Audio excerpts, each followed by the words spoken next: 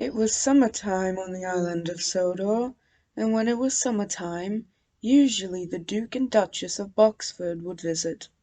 But when they'd visit, that would mean Spencer would as well.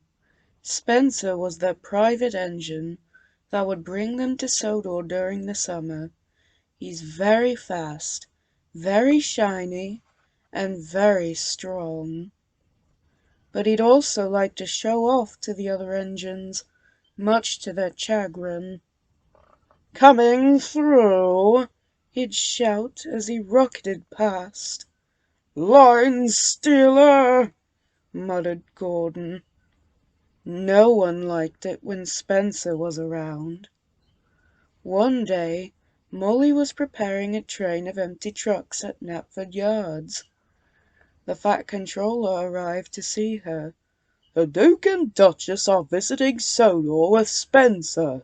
Spencer will be very tired after his long journey, so you must help him," he boomed. Molly had never met Spencer before and thought it an honor. Later, Molly was waiting with her trucks. Spencer came through. "Dear me, they still keep engines like you in service?" he shuddered. "I beg your pardon?" inquired Molly. "Look at how dated you are. They don't want slow, smaller, tender engines like yourself. They want bigger and faster engines like me," he answered. Molly was taken aback by this. "And what is that you have there? Empty trucks.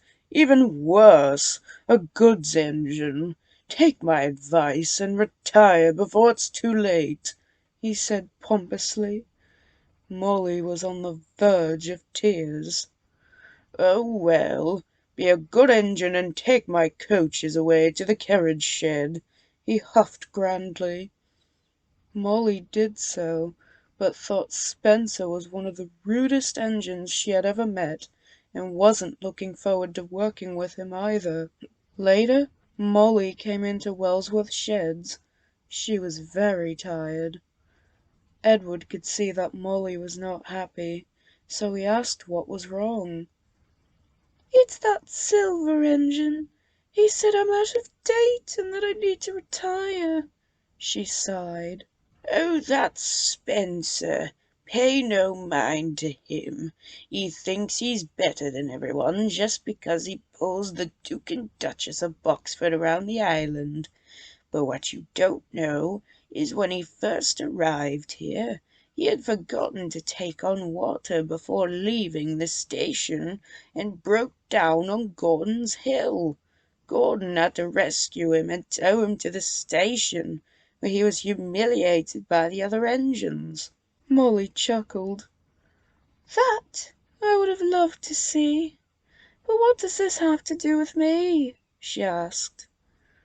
"Well, there was another time where he said the same thing to me. He called me old and useless, so I challenged him to a race to prove my worth," said Edward. "Did he win?" asked Molly. "No, he fell asleep halfway, and I beat him to the summer house."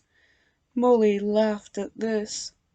"See, even Spence puts you down, or if he brags about being faster and stronger than you, you'll always be stronger than him mentally, and maybe even you'll find a way to bite back at him in the end." This made Molly feel much better.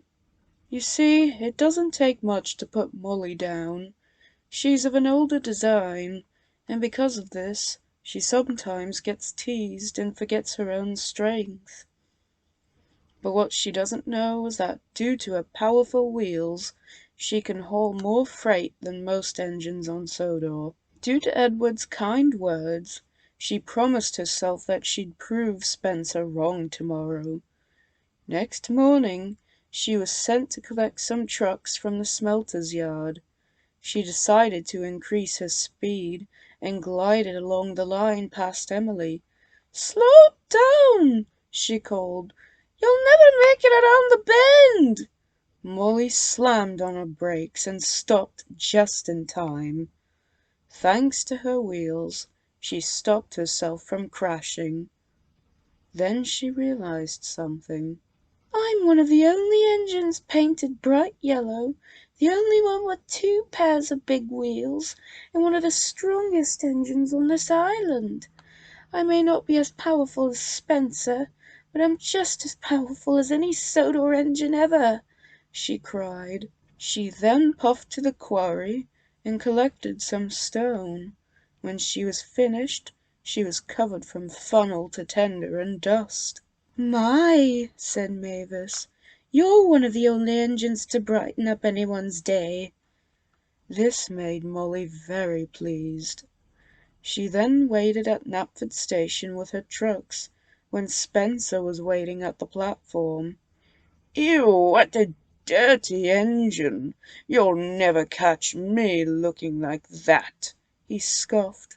"I may be dirty, but I'm being useful," she exclaimed as she wished dust all over Spencer. Spencer was humiliated. "Not so shiny now," said Molly cheekily. "Spencer, you are not fit for pulling these coaches in such a condition. You must go have a wash immediately," snapped the Duke of Boxford. "But who will take you to the mainland?" Spencer whimpered.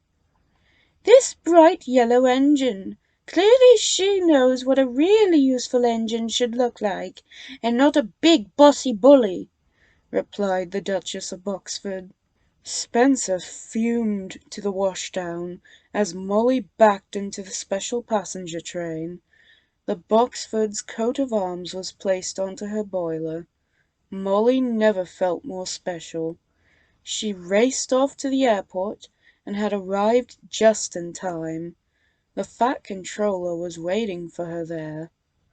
"There's nothing better than an engine you can rely on. Molly, you are a very strong credit to the railway, and for that you shall be gifted a new coat of paint," boomed the Fat Controller. "Oh, thank you, sir," Molly peeped happily, and from that day forward she never doubted herself again.